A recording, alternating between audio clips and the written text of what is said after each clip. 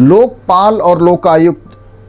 की संस्था को संवैधानिक दर्जा देने के लिए और उच्च पदों पर आसीन व्यक्ति जैसे प्रधानमंत्री, केंद्रीय मंत्रिमंडल के सदस्य, सचिव रैंक के जो भारत सरकार के अधिकारी हैं, इनके विरुद्ध जांच के लिए भारत में कोई भी संस्था उपलब्ध नहीं थी। इसको लेकर हम जानते हैं कि देश में 2012 में एक देशव्यापी आंदोलन जो है अन्ना हजारे के नेतृत्व में चली, जब सारे देश ने ये आवाज़ उठाई कि अन्ना तुम संघर्ष करो, हम तुम्हारे साथ हैं। और इस आंदोलन के बाद केंद्र की सरकार ने, संसद ने जो है लोकपाल और लोकायुक्त अधिनियम 2013 पारित किया। इस अधिनियम के माध्यम से केंद्र के लिए, संघ के लिए एक लोकपाल और राज्यों के लिए लोकायुक्त के नियुक्ति का प्रावधान किया गया और इसे एक संवैधानिक दर्जा दिया गया। 2016 में लोकपाल अधिनियम में संशोधन किया गया, क्योंकि 2013 में जिस लोकपाल कानून को संसद ने संवैधानिक दर्जा देकर पारित किया, 2016 तक लोकपाल की नियुक्ति ही नहीं हो सकी। जब सुप्रीम कोर्ट ने इस संदर्भ में बार बार सरकार को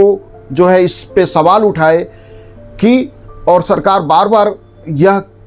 कहकर बचती रही लोकपाल की नियुक्ति से कि लीडर ऑफ अपोजिशन का पद खाली है। लोकपाल की नियुक्ति के लिए जो 5 सदस्यीय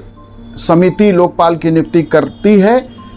उसमें एक लोकसभा में लीडर ऑफ अपोजिशन का पद भी शामिल था। अब 2014 के चुनाव में किसी भी दल को यह संख्या नहीं मिला लोकसभा में कि उसे लीडर ऑफ अपोजिशन का पद दिया जाए। लोकसभा में लीडर ऑफ अपोजिशन बनने के लिए लोकसभा के कुल सदस्य संख्या का 10% सीट जब किसी दल के पास है तो उस दल को ही लीडर ऑफ जो है अपोजिशन का पद उस दल के नेता को दिया जाता है। 2014 के लोकसभा चुनाव में बीजेपी और उसके साथी दलों ने देश की सरकार संभाली,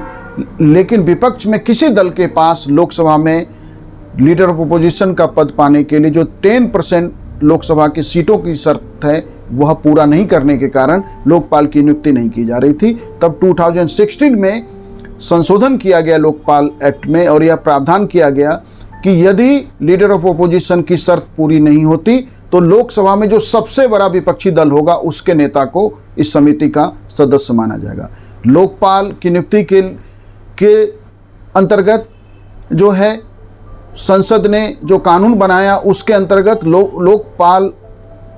के अंतर्गत एक अध्यक्ष होते हैं, 8 सदस्य होते हैं। 8 सदस्यों में आधे सदस्य का न्यायिक सदस्य होना जरूरी है और उन 8 सदस्यों में आधे सदस्य SC, ST, OBC, अल्पसंख्यक या महिला से होने चाहिए। अध्यक्ष की नियुक्ति के लिए जो 5 सदस्यीय समिति है उसमें भारत के प्रधानमंत्री, लोकसभा के अध्यक्ष, लीडर ऑफ अपोजिशन या लीडर ऑफ अपोजिशन का पद खाली है तो लोकसभा में सबसे बड़े विपक्षी दल का नेता, CJI भारत के मुख्य न्यायाधीश या उनके द्वारा कोई नामित व्यक्ति और राष्ट्रपति द्वारा नामित न्यायविद, इन 5 सदस्यों की समिति लोकपाल की नियुक्ति करती है। लोकपाल की नियुक्ति के लिए जो व्यवस्था हमने अपने संविधान में किया, लोकपाल की नियुक्ति हुई 2016 में, लेकिन आज तक लोकपाल की संस्था देश में अपनी प्रभावशाली उपस्थिति दर्ज नहीं करा पाई है। लोकपाल जो हैं, कौन हो सकते हैं भारत के लोकपाल? तो लोकपाल जो हैं होने के लिए भारत का वर्तमान जो है CJI होना चाहिए, भारत का वर्तमान मुख्य न्यायाधीश हो सकते हैं या सेवानिवृत्त मुख्य न्यायाधीश हो सकते हैं या सुप्रीम कोर्ट का कोई न्यायाधीश या देश का कोई प्रख्यात व्यक्ति जो है लोकपाल संस्था के अध्यक्ष हो सकते हैं। लोकपाल में जो 8 सदस्य हैं, इन सदस्यों में सुप्रीम कोर्ट के वर्तमान न्यायाधीश, सेवानिवृत्त न्यायाधीश या हाई कोर्ट के मुख्य न्यायाधीश में से कोई जो है लोकपाल के अंतर्गत सदस्य हो सकते हैं। सदस्य बनने के लिए न्यूनतम आयु 45 ईयर है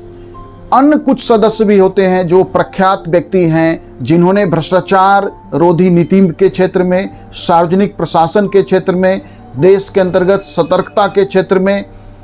वित्त के क्षेत्र में, वित्त में, बीमा या बैंकिंग आदि क्षेत्रों में जिन व्यक्तियों का कम से कम 25 वर्षों का अनुभव और विशेष ज्ञान है, ऐसे लोग लोकपाल की संस्था में सदस्य के रूप में शामिल हो सकते हैं। लोकपाल का जो क्षेत्राधिकार है उसमें भारत के प्रधानमंत्री से लेकर केंद्र सरकार के सभी मंत्री और भारत सरकार के जो है group A, B, C, D के सभी अधिकारी और कर्मचारी आते हैं। लेकिन प्रधानमंत्री अंतर्राष्ट्रीय संबंधों के क्षेत्र में, देश की सुरक्षा के क्षेत्र में, लोक व्यवस्था, परमाणु ऊर्जा या अंतरिक्ष के मामलों से संबंधित यदि कोई भ्रष्टाचार का मामला प्रधानमंत्री के विरुद्ध है तो लोकपाल जांच नहीं कर सकता है। तो हम देखिए कि लोकपाल एक्ट में प्रधानमंत्री के विरुद्ध जांच हो सकती है, लेकिन यदि प्रधानमंत्री के विरुद्ध अंतर्राष्ट्रीय संबंधों में कोई भ्रष्टाचार का मामला है, सुरक्षा से संबंधित कोई भ्रष्टाचार का मामला है, लोक व्यवस्था से संबंधित कोई भ्रष्टाचार का मामला है, परमाणु ऊर्जा से संबंधित कोई भ्रष्टाचार का मामला है या अंतरिक्ष कार्यक्रम से संबंधित कोई भ्रष्टाचार का मामला है प्रधानमंत्री के विरुद्ध, तो लोकपाल जांच नहीं कर सकती है। तो प्रधानमंत्री लोकपाल के जांच के दायरे में हैं भी और नहीं भी हैं। केंद्र सरकार के सभी मंत्री हैं।